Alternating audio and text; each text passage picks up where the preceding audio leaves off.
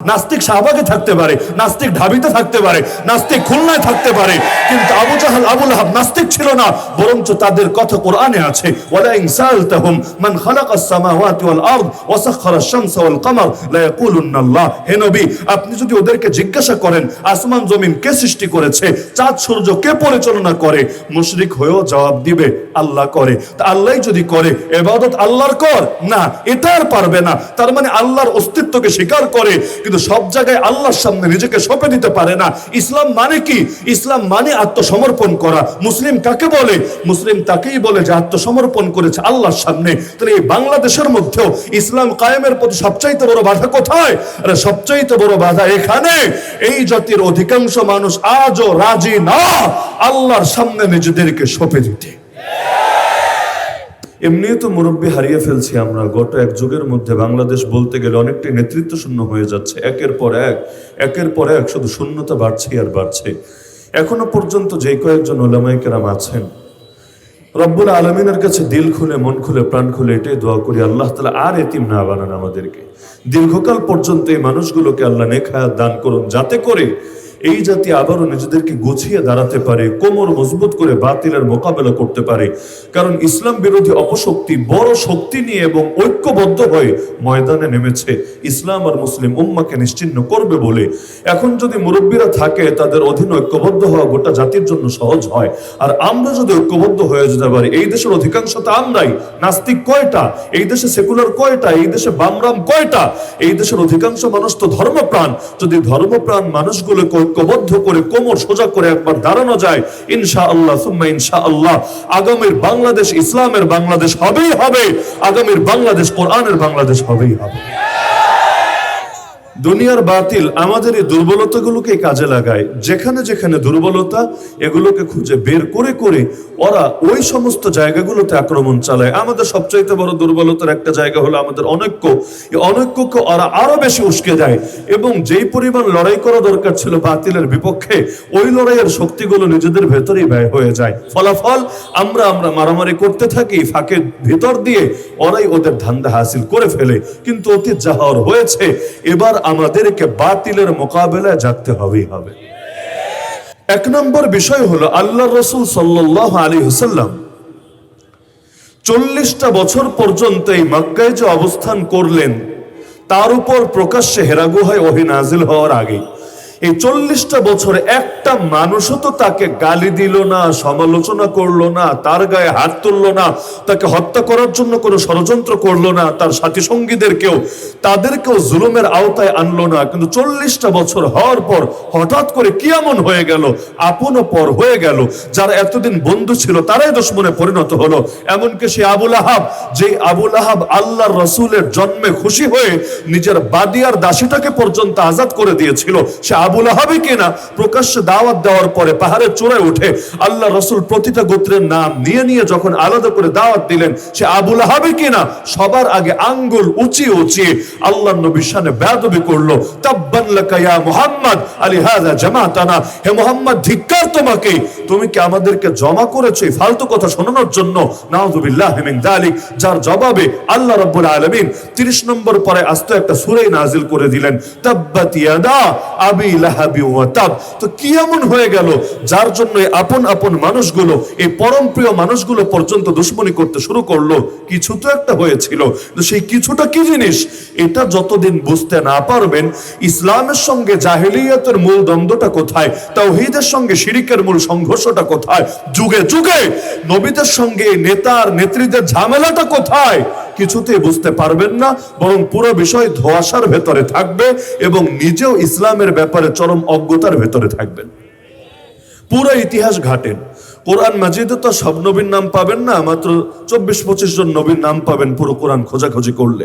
যাদেরটা পাবেন না, যাদেরটা পেয়েছেন, প্রতিটা নবীর ইতিহাস পড়লে এই বাস্তবতায় সামনে পাবেন তাদের সম্প্রদায়ের খেটে খাওয়া মানুষরা, গরিব দুঃখী জনতারা, নিঃস্ব অসহায় শ্রেণীরা, শ্রমিক মজদুররা প্রাথমিকভাবে স্বতঃস্ফূর্তভাবে স্বেচ্ছা প্রণোদিত হয়ে তাদের পথে কাটা বিছায় নাই, বরং নবীদেরকে সবচাইতে বেশি চ্যালেঞ্জ মনে করেছে নেতা গোষ্ঠীরা, সভাসদবর্গরা, রাজা বাদশারা, ক্ষমতাসীনরা।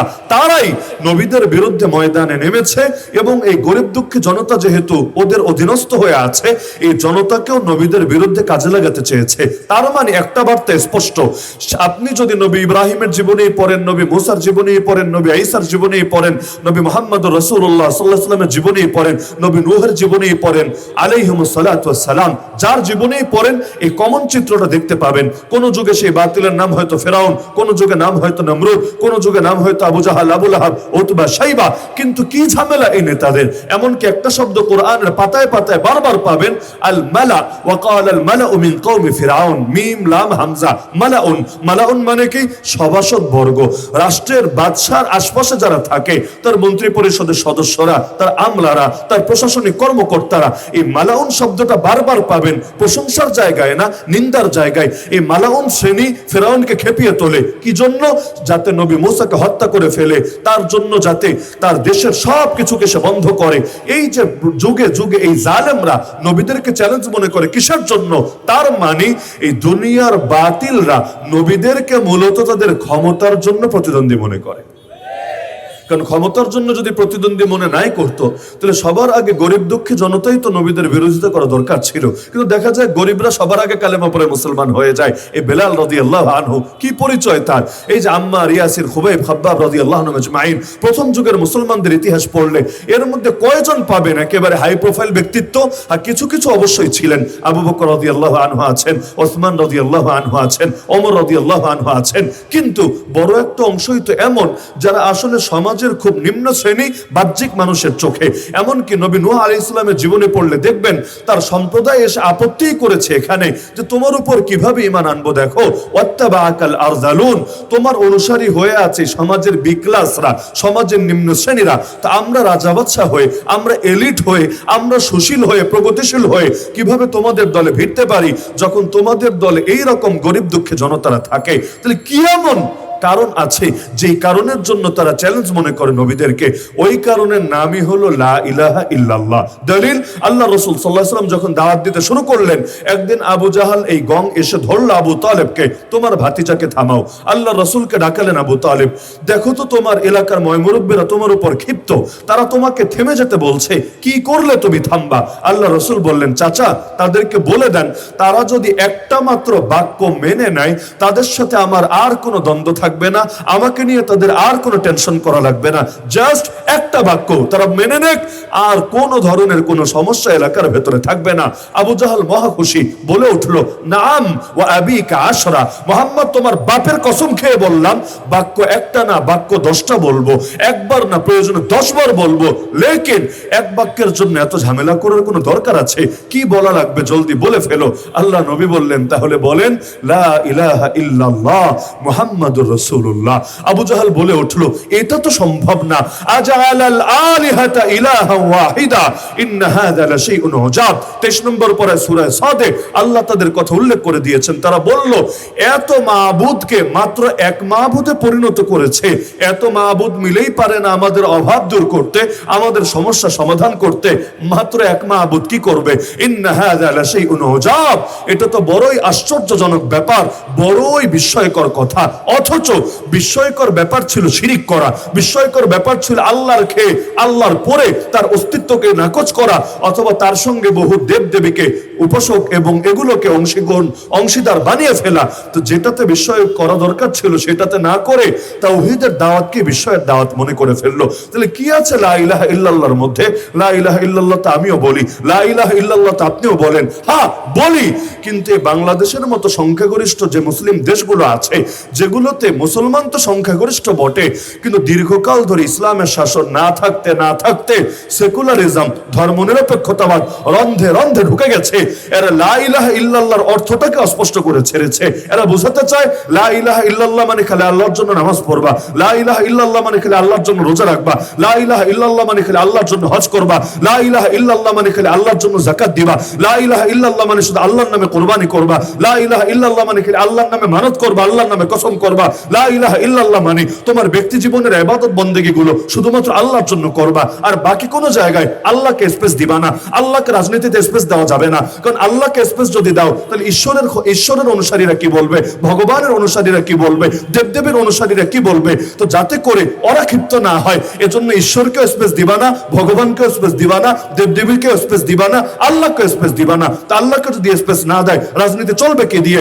বলে দিবে স্পষ্ট ভাবে, রাজনীতি আল্লাহর দেওয়া বিধান দিয়ে চলবে না, রাজনীতি চলবে মানুষের দেওয়া বিধান দিয়ে। তার মানে আল্লাহর জায়গায় মানুষকে প্রতিস্থাপিত করা হচ্ছে যে আল্লাহ তুমি মসজিদে সীমাবদ্ধ থাকো, আল্লাহ তুমি মাদ্রাসা সীমাবদ্ধ থাকো, আল্লাহ তুমি মাহফিল খানকার মার্কাজে সীমাবদ্ধ থাকো। রাজনীতি চলবে মানুষের বানানো আদর্শ দিয়ে, অর্থনীতি চলবে সুদের ভিত্তিতে, পুঁজিবাদের ভিত্তিতে, মানুষের বানানো আদর্শ দিয়ে। আইন কানুন চলবে কোরআন দিয়ে না, সুন্নাহ দিয়ে না, সেটাও মানুষের বানানো আদর্শ দিয়ে। বিচার আচার চলবে মানুষের বানানো আদর্শ দিয়ে, আইন কানুন চলবে মানুষের বানানো আদর্শ দিয়ে, সংবিধান লেখা হবে মানুষের বানানো আদর্শ দিয়ে, সভ্যতা সংস্কৃতি চলবে মানুষের বানানো আদর্শ দিয়ে, বিনোদন হবে সেটাও মানুষের বানানো আদর্শ দিয়ে, এমনকি ফ্যামিলি ল চলবে সেটাও মানুষের বানানো আদর্শ দিয়ে।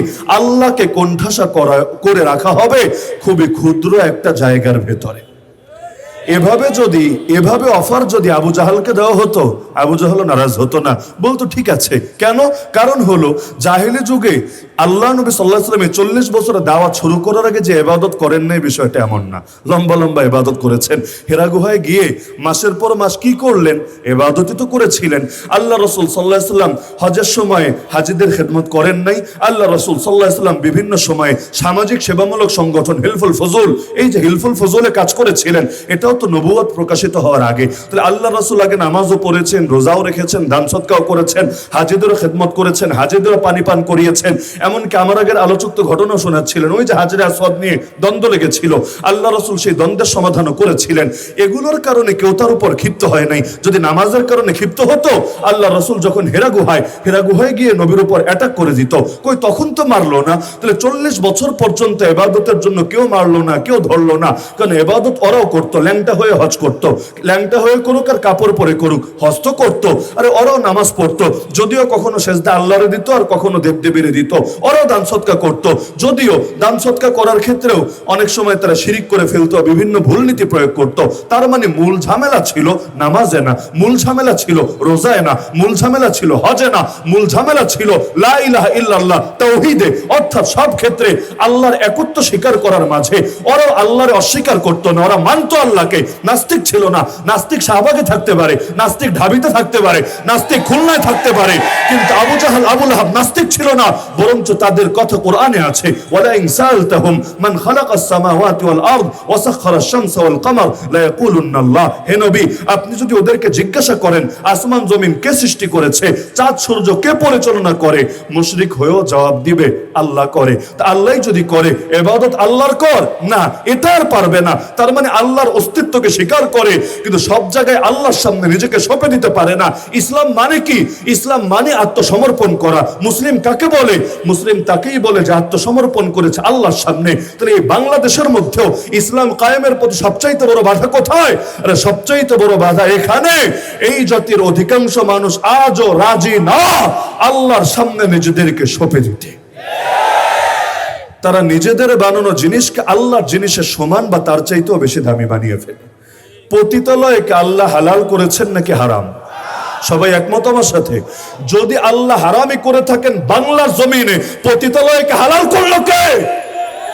আরে আল্লাহ তাআলা রাস্তায় রাস্তায় ভাস্কর্য আর মূর্তির নামে যেগুলো বানানো হয়েছে, daddy of the nation, papa of the নেশনের বানাক আর যারটাই বানাক, এই যে মূর্তি দিয়ে পুরো বাংলাদেশকে সয়লাভ করে দিয়েছে। ঘরের মধ্যে যদি ছবি থাকে, ওই ঘরে রহমতের ফেরেশতা আসে না। সেখানে অলিতে গলিতে হাটে ঘাটে মাঠে যদি এভাবে মূর্তির বন্যা বয়ে দেওয়া হয়, পূজার মূর্তি না, বরং তো যেই মূর্তিগুলোর কারণে কেউ পূজা তো করবেই না, উল্টা এগুলোর কারণে শুধু রহমতের ফেরেশতা আসবে না। তা আল্লাহ রাব্বুল আলামিন তো এগুলোকে হালাল করেন নাই, বাংলাদেশ এগুলো হালাল করলো কে? আল্লাহ তো সুদকে হালাল করেন নাই, সুদকে তার বিরুদ্ধে যুদ্ধ বলে ঘোষণা দিয়েছেন। সুদের 70 পাপের সর্বনিম্ন পাপ নবী জানিয়েছেন নিজের আপন মায়ের সাথে জিনা করার সমান। তাহলে আজকে পুরো বাংলাদেশের অর্থনীতির মেরুদণ্ড সুদ হলো কিভাবে? আল্লাহ তো বেহায়াপনাকে, বেলাল্লাপনাকে, অশ্লীলতাকে হালাল করেন নাই, বাংলার জমিন এগুলোকে হালাল করলো কে? নায়ক নায়িকা, গায়ক গায়িকাদেরকে সর্বোচ্চ সম্মান দেওয়ার অধিকার দিলটাকে? এমনকি আলেমকে কখনো রাষ্ট্রীয় পুরস্কার না দিলেও ওদের জন্য সবসময় স্পেশাল মর্যাদা, বিভিন্ন পদক বরাদ্দ রাখার অধিকার দিলটাকে? আরে যারা জিনা ছড়িয়ে দেয় মুসলমানের ঘরে ঘরে, আরে যাদের কোনো অবদান নাই এই দেশে, না রাজনীতির অঙ্গনে, না জনমানুষের ভেতরে, না কোনো সেবামূলক সংগঠনে, শুধুমাত্র মুসলমানের ঘরে ঘরে ব্যভিচার ছড়িয়ে দিতে পেরেছে। আল্লাহ মাহমুদ শফিকে তেতুল হুজুর বলে গালি দিয়েছে, প্রকাশ্যে সমকামিতার পক্ষে দালালি করেছে, এমনকি ফ্যাসিবাদের পা নিজে তো চেটেছে, নিজের বৌর দিয়ে পর্যন্ত চাটিয়েছে। এইরকম লোকগুলোকে ধরে ধরে উপদেষ্টা বানানোর অধিকার কে দিয়েছে? আল্লাহ দিলেন একটা, বান্দা বানায় নিল আর একটা, আল্লাহর চাইতে নিজেরটাকে দামি বানায় ফেললো।